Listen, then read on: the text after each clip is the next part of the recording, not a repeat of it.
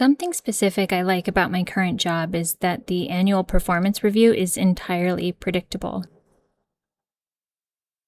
We get really continuous feedback so we know where we stand and what that annual review will actually look like. In a previous job, an annual review was so nerve-wracking. I had a boss who never gave people top scores because she felt that meant there was no room to improve, and she thought that that was motivating. It was not. The annual reviews usually suffered from recency bias, which could either help or hurt. But the process was not what I would describe as comfortable or fun, and I dreaded it every year. Perhaps you suffer from a similar distaste for the process. But I can say with confidence that we're all better adjusted and better prepared than Sergeant Bozicevich. His staff sergeant attempted to counsel him, and as far as I can tell, it is the only counseling session with a 200% mortality rate. This is Conduct Unbecoming. I'm Erin, and I'm your host.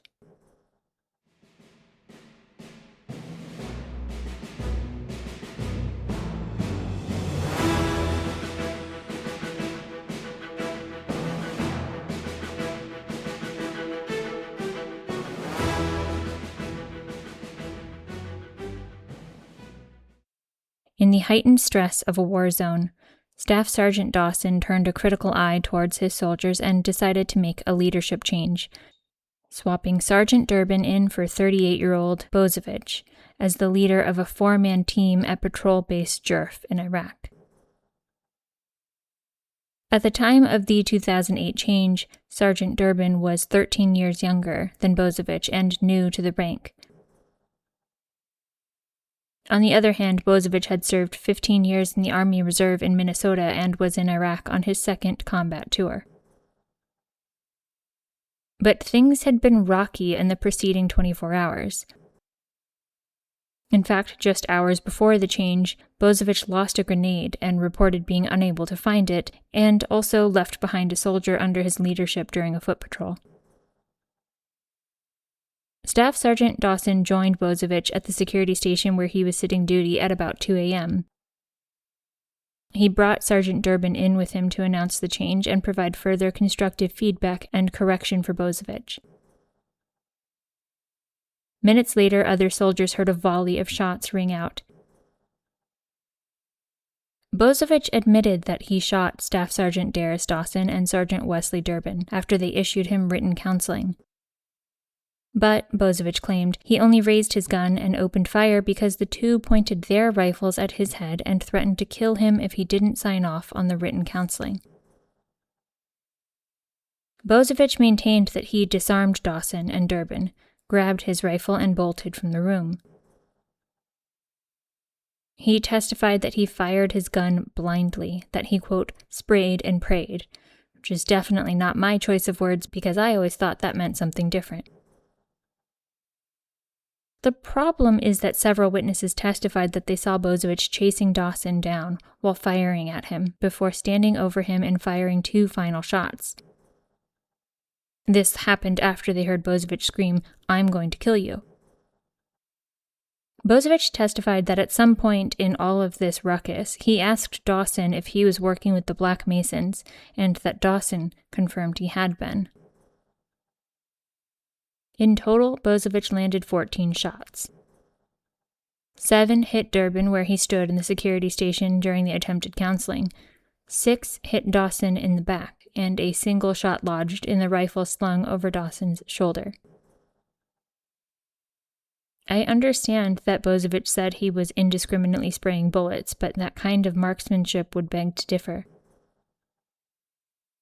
When confronted immediately after the killings, he said, "I did it, so what?" After being pinned to the ground to avoid further bloodshed, he shouted that his career was over and asked that the soldiers just kill him. When they asked why Bozicevich did it, he smiled in response and said, "You know why." Medics attempted to save both Staff Sergeant Dawson and Sergeant Durbin, but they were unsuccessful. efforts to medevac them via helicopter failed due to inclement weather. A defense that he wasn't the actual perpetrator would be a losing battle. Instead, his defense focused on some aspects of self-defense and some aspects of his purported mental illness. In support of that defense, a psychiatrist testified that Bozicevich suffered from delusions, particularly around irrational paranoia. He reportedly believed that others were out to get him. 3 days before the shooting, Bozicevich had fired off an email alluding to the Black Masons. As best I can tell, he believed a group of black soldiers in his platoon conducted illegal activities and controlled what was going on. It seems like this theory was a bit more difficult to square with Bozicevich's assertion that his life was threatened over the counseling session. It sort of feels like it was either self-defense as he claimed, or he was delusional and he wasn't able to appreciate what was going on. But it does feel kind of odd to mix the two together. To the extent Bozicevich meant to focus on a claim of self-defense, I can see why a panel might reject it when he shot a man 6 times in the back after he ran away. It doesn't feel like an active threat, someone running for their life. Prosecutors maintained that it was neither self-defense nor delusion that prompted his murderous rage, but rather an egotistical reaction to being called out on his poor performance and bad attitude. This description of the poor performance and bad attitude came from someone Bozicevich believed could testify as to how professional he was. The court-martial suffered a lengthy delay mid-trial, and I think this is the right spot to shoehorn this fact in. Bozicevich's lead defense counsel, the civilian defense counsel that he hired, went skydiving over Memorial Day weekend, suffered an accident, and was pretty seriously injured. Although he had 2 military defense counsel detailed to him, he had the right to the counsel of his choice and, I'm extrapolating, elected to wait until his counsel recovered. It sounds like counsel did make it back to the court-martial, and while I know there isn't any way to know this, I am so curious how the delay affected the members and their consideration of the evidence before them. The 12-member panel returned a non-unanimous verdict finding Bozicevich guilty of double homicide, a conviction that necessitated life in prison, and left to the panel whether that would be served with or without the possibility of parole. Because the verdict wasn't unanimous, the death penalty was not an option. The members selected life without the possibility of parole, reduced him to E1, and selected a dishonorable discharge.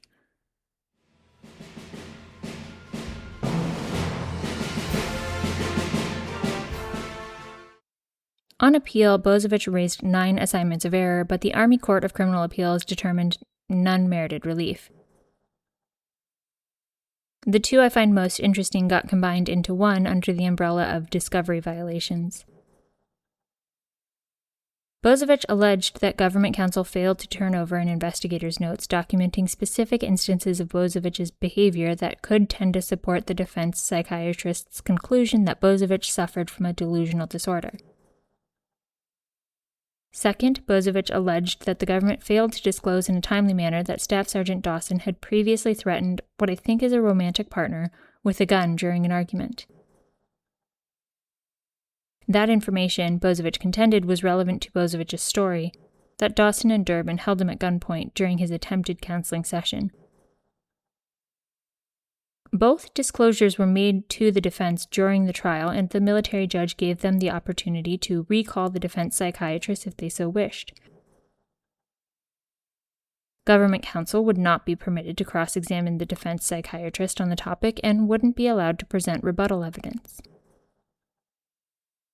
The military judge also prevented government counsel from calling 2 witnesses that their investigator had interviewed because of their untimely and inadequate disclosures.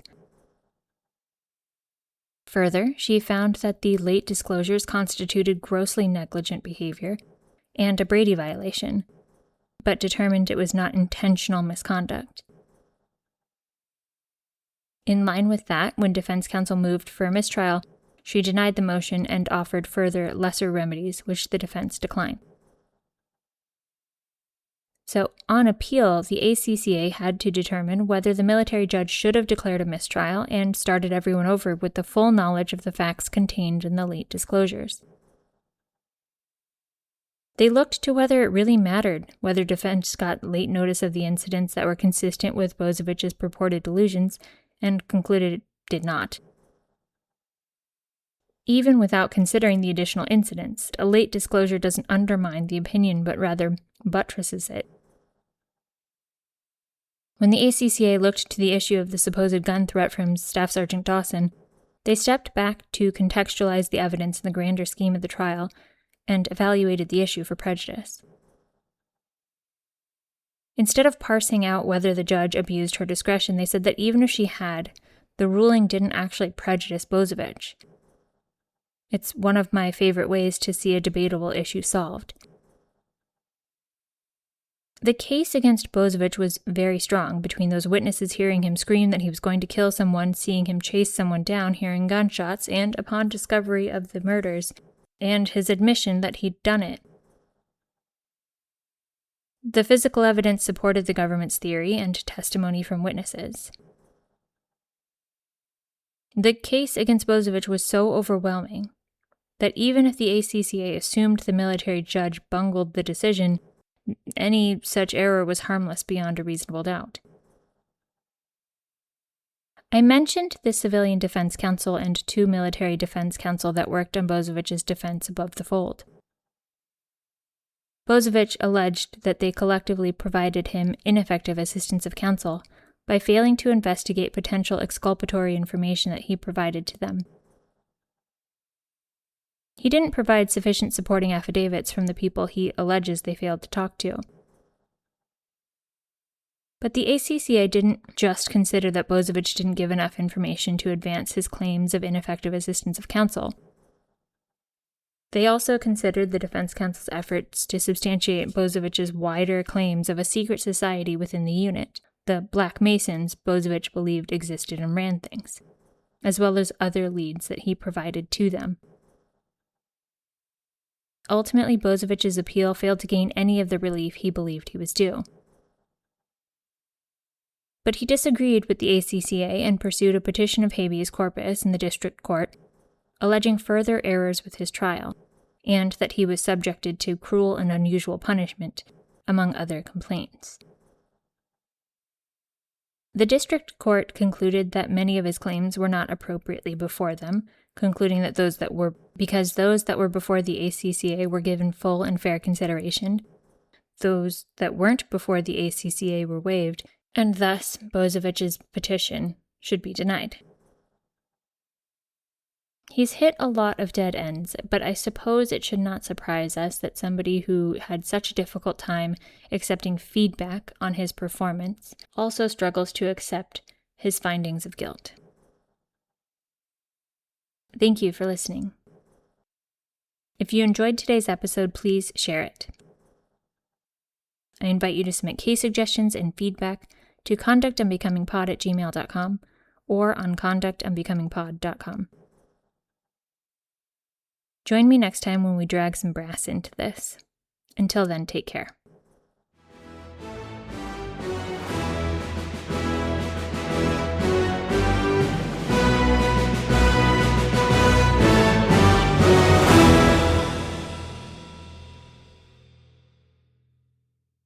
Conduct and Becoming is a podcast where I get to talk about interesting crimes and cases that involve U.S. military service members. I research, write, and produce the podcast myself. The opinions expressed are my own, and perhaps it's obvious. Conduct and Becoming is not approved, authorized, or endorsed by the Department of Defense.